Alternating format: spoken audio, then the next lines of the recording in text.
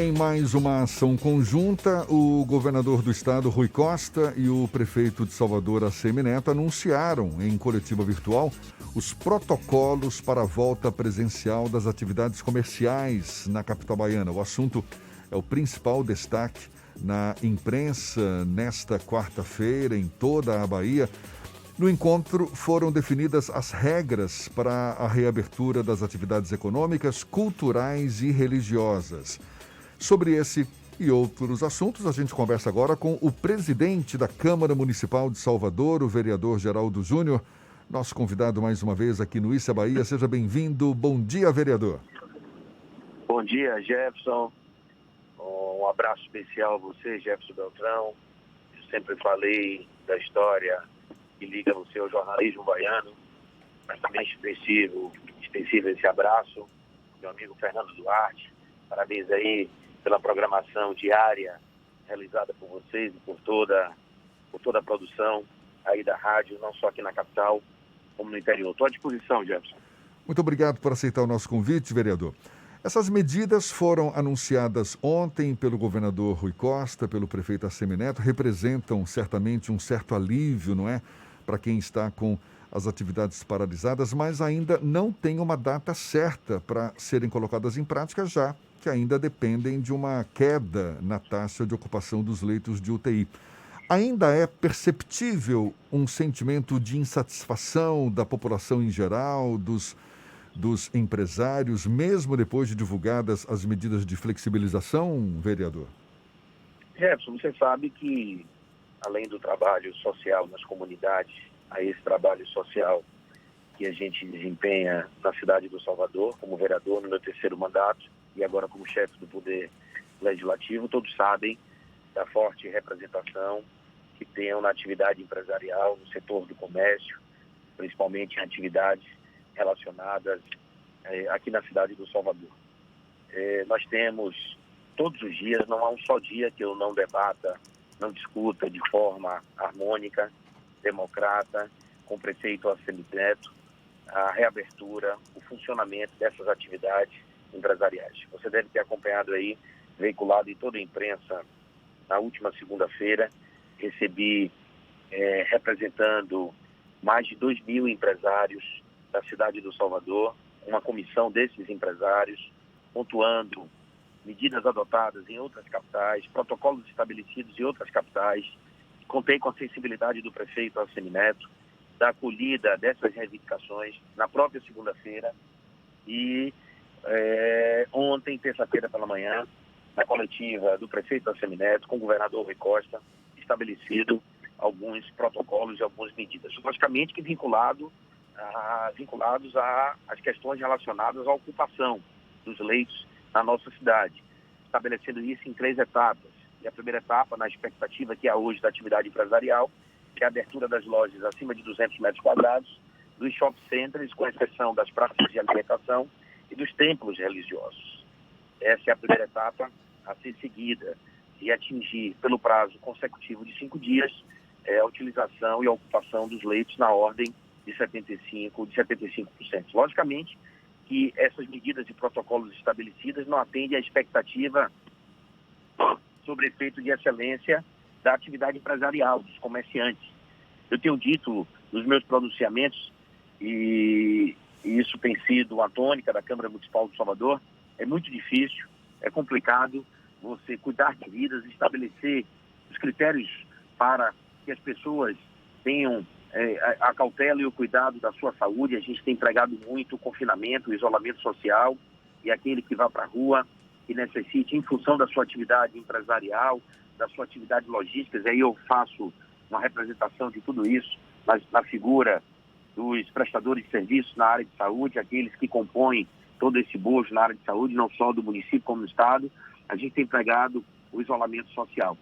Essa expectativa é uma expectativa de toda sorte, que ainda merece alcançar as expectativas dessa população, desse setor empresarial, dessas atividades comerciais, porque eu tenho dito, viu, Jefferson, é muito difícil, Fernando, a gente cuidar de vidas e manter a economia.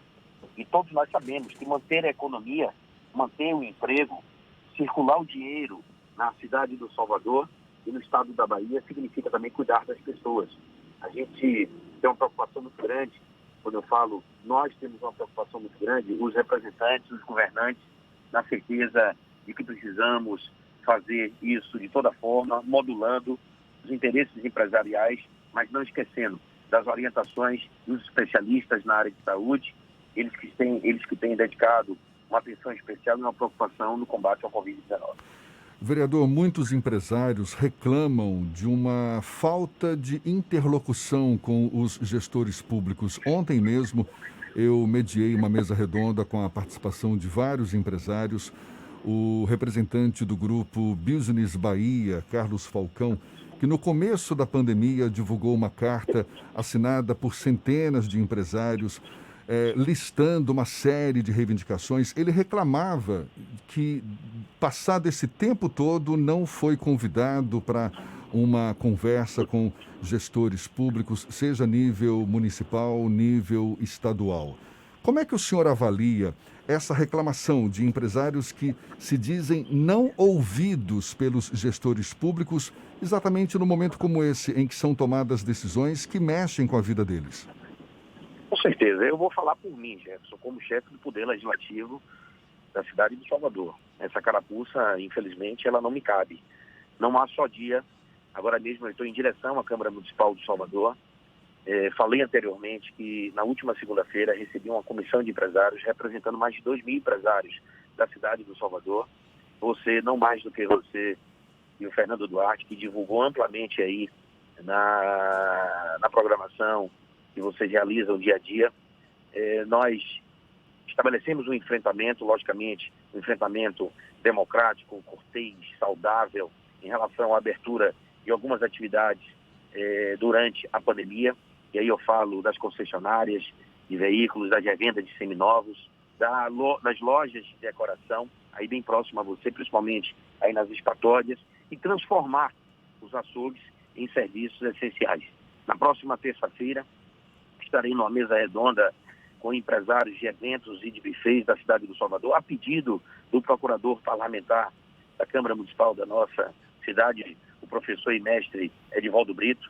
Mas o que eu tenho observado e visto em relação, e aí eu posso falar numa situação muito mais próxima, porque também debato todos os dias com o secretário Sérgio Guanabara, ele tem se colocado à disposição dessas atividades, dos vereadores da cidade. Para você ter uma ideia, Jefferson, nós fomos a primeira capital a abrir mão do recesso parlamentar. Nós estamos realizando as sessões ordinárias de forma semipresencial, remota, ou seja, eu faculto aos vereadores que estejam fora da zona de risco, fora da faixa etária da zona de risco, ou aqueles que tenham algum impedimento de toda sorte, principalmente pelo que diz a Organização Mundial de Saúde, nós facultamos a presença desses vereadores, mas eles não têm a obrigação. Eu, de toda sorte, como chefe do Poder Legislativo, estou no fronte, estou na linha de frente pedindo a Deus, na sua infinita sabedoria, que me proteja dia a dia. Nós já aprovamos 8 mensagens do Executivo, exclusivamente destinadas a ações de combate ao Covid, dentre elas e pequenos, médios e empreendedores da cidade do Salvador. Nós temos elaborado uma série de entendimentos com o Executivo no sentido de ampliação dessas medidas. As comissões temáticas e as comissões de Constituição e Justiça e de Orçamento na cidade do Salvador, na Câmara Municipal, nós temos trabalhado dia a dia dentro desse processo, realizações de audiências públicas de forma remota. Então eu posso falar pelo Legislativo Municipal da nossa cidade. E estou aberto. Você, inclusive, que mediou ontem essa audiência remota, essa sessão remota com esses empresários, eu estou à disposição a partir de segunda-feira da próxima semana para sentar também com eles, tentar construir um modelo. Eu tenho dito que é muito fácil você estabelecer críticas nas redes sociais, você estabelecer críticas nas imprensa, mas o que eu tenho pedido às pessoas, quando eu falo de pessoas, eu falo de organizações, eu falo de sindicatos, de associações, falo o exemplo do presidente da Abrazel, que tem construído um protocolo direcionado aos bares e restaurantes da nossa cidade, a exemplo do que está sendo vivido em outras capitais, para que a gente possa ter de modelo aqui na cidade do Salvador. Então, reiterando e respondendo a sua pergunta, eu posso falar pelo Poder Legislativo Municipal. Aos vereadores, a todos esses vereadores, faço um agradecimento, que deixaram de lado o exemplo do que fez o governador Rui Costa e o prefeito Assemineto, esses vereadores deixaram suas bandeiras partidárias, ideológicas e políticas, e há um bom senso, há um consenso no sentido de estabelecer a busca e a luta para essas questões relacionadas ao Covid. Somente nas 2 últimas semanas nós aprovamos e aguardamos a sanção do prefeito Assemineto 16 projetos de lei de vereadores da cidade do Salvador que versam exclusivamente sobre temas relacionados a essa pandemia.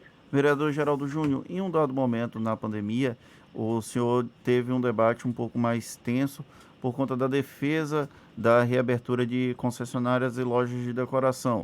Chegou a publicar uma informação de que estaria num protocolo de reabertura, a prefeitura acabou não divulgando essa informação, ficou um ruído de comunicação temporariamente e depois eu vou tratar como um recuo. As relações entre Câmara de Vereadores e Prefeitura de Salvador voltaram a ficar completamente azeitadas após esse episódio do ruído das concessionárias e lojas de decoração? Não, de toda sorte, e você me permite eu resgatar aquelas forças ocultas. A cada dia que passa, a minha relação com o prefeito Assemineto, com o vice-prefeito Bruno Reis, ela cada dia que passa mais harmoniosa, respeitosa. Ventilaram informações equivocadas. Quando eu fiz aquele anúncio nas redes sociais, e você conhece, Fernando, conhece a minha história, desde o início do meu primeiro mandato, eu ajo na vida pessoal, na vida profissional, na militância da advocacia e agora na vida pública, eu ajo com determinação, com transparência. Não me reservo quais foram as razões que foram ventiladas e desconfiguradas naquela oportunidade, mas você viu que em ato contínuo, quando o prefeito Assemineto chegou de Brasília, ele desmentiu qualquer entrave, qualquer desavença entre eu e o mesmo, porque isso não ocorreu. As pessoas de um entorno, às vezes um entorno muito próximo do prefeito Assemineto, eles tentam desconfigurar essa relação de amizade que nós construímos. Uma relação institucional de respeitabilidade, né? O prefeito Assemineto sabe que mesmo eu fazendo parte da base do prefeito Assemineto, mas como chefe do Poder Legislativo, nós temos que manter posições. Eu tenho que defender as posições dos vereadores. E quando eu falo isso, eu falo não só em relação aos vereadores da base do prefeito Assemineto, mas você sabe, você que já deu uma cobertura muito próxima na Câmara Municipal de Salvador, nós temos o Bloco Partidário Independente, nós temos a bancada de oposição e o Partido Independente pelo professor Edivaldo Brito. Eu não faço nenhuma diferenciação na casa se o vereador A ou B ele participa de um bloco partidário, de um partido, que é apenas a limitação em número de vereadores participantes do processo. Eu costumo dizer que a cada vereador eu dou a respeitabilidade, porque ele foi constituído no poder da sociedade, da coletividade, de poder atender às expectativas da sua cidade. Cada dia que se passa, a minha relação ela é muito mais próxima, ela é muito mais firme com o prefeito Assemineto, eu falo isso do prefeito Assemineto, e em relação à instituição. E aí eu vou falar do que apregou a Constituição, a verticalização dos poderes. Nós mantemos autonomia e independência, mas temos a respeitabilidade. Sabemos a área limítrofe de cada um. E eu deixo bem claro, as pessoas às vezes confundem o papel do executivo e do legislativo. Eu briguei, quando eu falo briguei, mas reitero sempre de uma forma harmoniosa, pela abertura das concessionárias, revenda de seminovos, lojas de decoração. Todos esses empresários sabem minha luta dia a dia e continuarei lutando por outros empresários, mas sabendo que a missão ela é uma missão muito difícil, reitero, e a gente tem que ter isso na mente, Fernando. Quando a gente vai a uma rede social, quando a gente vai a uma imprensa, muitas pessoas gostam de jogar para a torcida. Eu não jogo para a torcida. E não estou aqui e não tenho procuração para defender o prefeito Assemineto para o governador Rui Costa. Mas eu irei manter meus posicionamentos. Mas eu entendo também as limitações que ocorrem em relação a manter vida e manter a economia. Esses dois paradigmas que parecem situações muito próximas, mas eles têm uma dicotomia no processo, né? Você estabelecer o cuidado com a vida das pessoas, você manter a ocupação em índices que sejam considerados índices que possam evitar o colapso na saúde pública do nosso município, mas a gente tem que olhar e ter uma atenção especial por esses empresários. Falo isso sem nenhuma demagogia. Não há como manter vidas se não manter a economia da nossa cidade. Não há como manter vidas se não estabelecermos protocolos objetivos conforme sinalizado.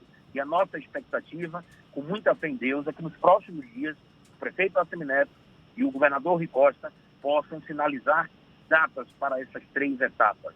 Datas em função de Deus, como sabe todas as coisas, nós teremos com certeza a diminuição das ocupações dos leitos na cidade do Salvador e no estado da Bahia, e eu posso falar muito particularmente aqui pela minha cidade, a cidade do Salvador, que eu represento, em 3 condições: como cidadão, como vereador da cidade e agora como chefe do Poder Legislativo. Vereador, já que a gente está falando de política, é impossível não falar sobre a questão da construção da do vice-prefeito Bruno Reis, que deve ser o candidato do prefeito Assemineto à sucessão aqui municipal.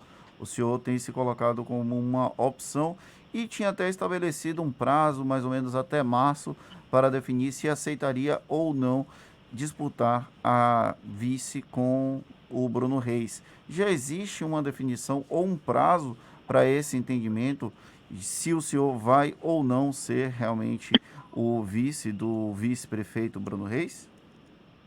Fernando, boa pergunta, e daqui a pouquinho eu vou me manifestar nas redes sociais acerca dessa questão. Pode antecipar para a gente não reclama não. Eu vou dizer aqui para vocês aqui e vou falar mais detalhadamente daqui a pouquinho nas redes sociais. Eu costumo dizer que o tempo de Deus é diferente do nosso tempo. Costumo dizer que às vezes a gente está preso ao nosso relógio humano e o tempo de Deus é diferente dentro dessas questões. Eu falei naquela oportunidade, haviam 2 definições, quando eu falo naquela oportunidade, dentro daquele prazo lá de março, haviam 2 definições a serem estabelecidas por esse vereador, por esse político. A primeira, que era a permanência, minha ou não, no Solidariedade, ou a migração para um dos partidos do Bloco. Eu atendi essas expectativas. Migrei para o partido MDB e hoje, junto ao presidente Alex Cutuca, nós coordenamos a política de Salvador e a política do estado da Bahia. Você que está sempre acompanhando as minhas redes sociais viu ontem à tarde eu dedicar uma atenção especial à política do interior do estado da Bahia, recebendo algumas referências políticas do partido na sede do partido. E nós atendemos essas expectativas. Eu recebi a outorga, o comando do bloco partidário, formado pelo MDB, pelo PSC, pelo PTB e pelo Solidariedade. Esses 4 partidos delegaram a mim essas questões. Há aproximadamente 15 dias, tive uma conversa excelente com o Partido Republicano. Aqui eu faço uma saudação especial ao deputado federal Márcio Marinho e ao vereador Luiz Carlos, quando nós tivemos um entendimento.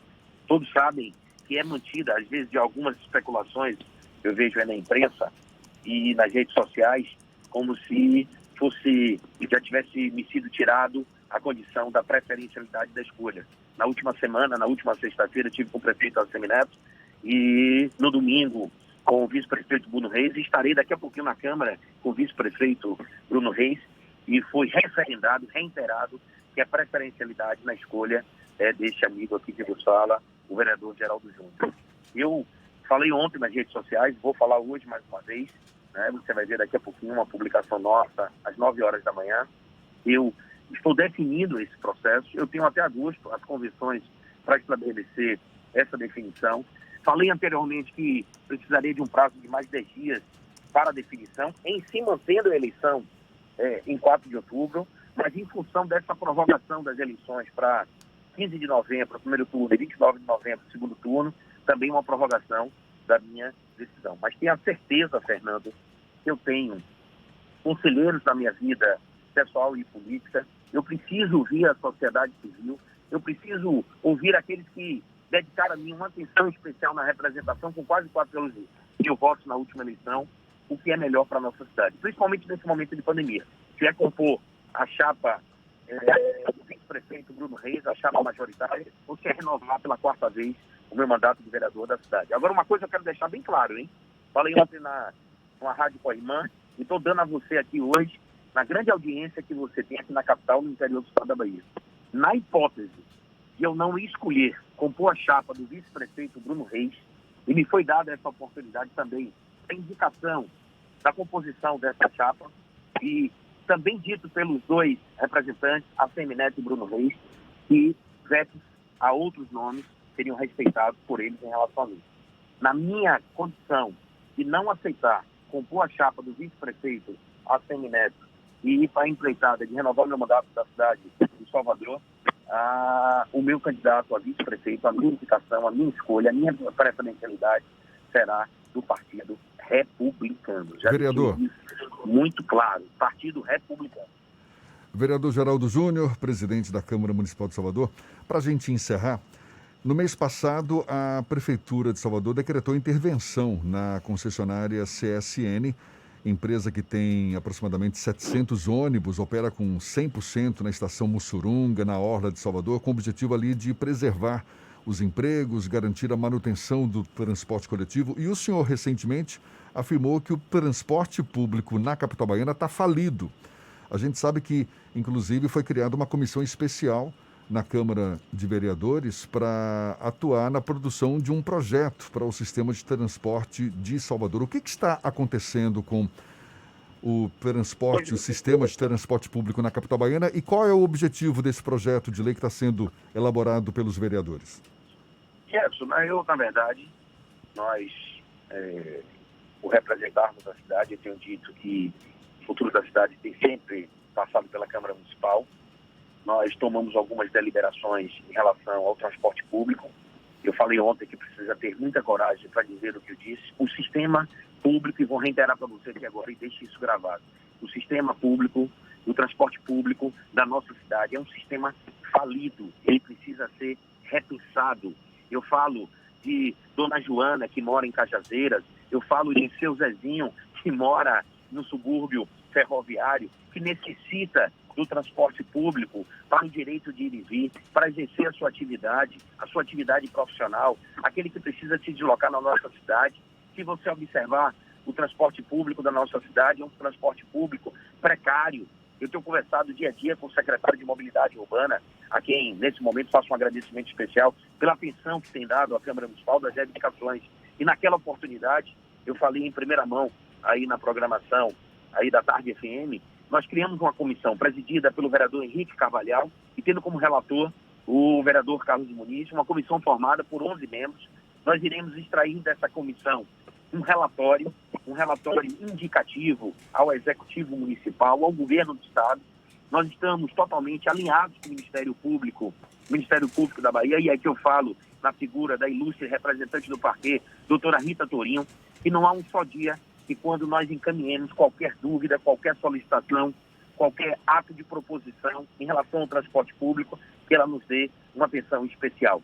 Então isso será construído com a Câmara Municipal de Salvador sobre as recomendações do Ministério Público da Bahia. O Ministério Público da Bahia tem tido o papel de estreitamento com os representantes do Poder Legislativo, mas a gente precisa rever de toda sorte o sistema público de transporte público da nossa cidade. Haja vista que você falou aí com muita propriedade, a intervenção por parte da Prefeitura Municipal da cidade de Salvador, para que não ocorresse. A gente fala em colapso no sistema de saúde público da nossa cidade, do estado da Bahia, mas a gente precisa também estar observando, lado a lado com isso, que a gente pode ter breve, um colapso no sistema do transporte público da nossa cidade. Ontem me perguntaram quando nós iremos finalizar esse relatório para ser entregue às autoridades do Poder Municipal e do Poder Estadual. Eu tenho cobrado isso ao vereador Henrique Carvalhal, ao vereador Carlos Muniz. Todos nós estamos dedicados nossa atenção e os holofotes para o combate à Covid-19, mas eu tenho certeza que esses vereadores, como os vereadores da comissão, irão dar um olhar atencioso e especial a essa questão. E breve, eu acho que no mais tardar, na primeira quinzena de agosto, a gente vai extrair um relatório positivo, com proposições, com projetos de medidas, aquelas que sejam de competência do Legislativo, mas, acima de tudo, respeitando o limite da competência pelo Poder Executivo Municipal e Estadual. Vereador Geraldo Júnior, presidente da Câmara Municipal de Salvador, muito obrigado pela sua disponibilidade, pela atenção dada aos nossos ouvintes e um bom dia para o senhor. Um bom dia especial para vocês, a você e a Fernando e a toda a produção aí da Tarde FM. E a você, meu amigo, minha amiga, aqui da capital do interior, e eu falo especialmente para você da cidade do Salvador, podem contar sempre com o Poder Legislativo Municipal. Portas abertas. Nós estamos no isolamento social, no confinamento. A representação remota, ela tem sido uma tônica do Poder Legislativo. Um beijo no coração, obrigado pela oportunidade, Deus fique com vocês. Essa conversa vai estar disponível logo mais nos nossos canais no YouTube, Spotify, iTunes e Deezer, 7h50 na Tarde FM.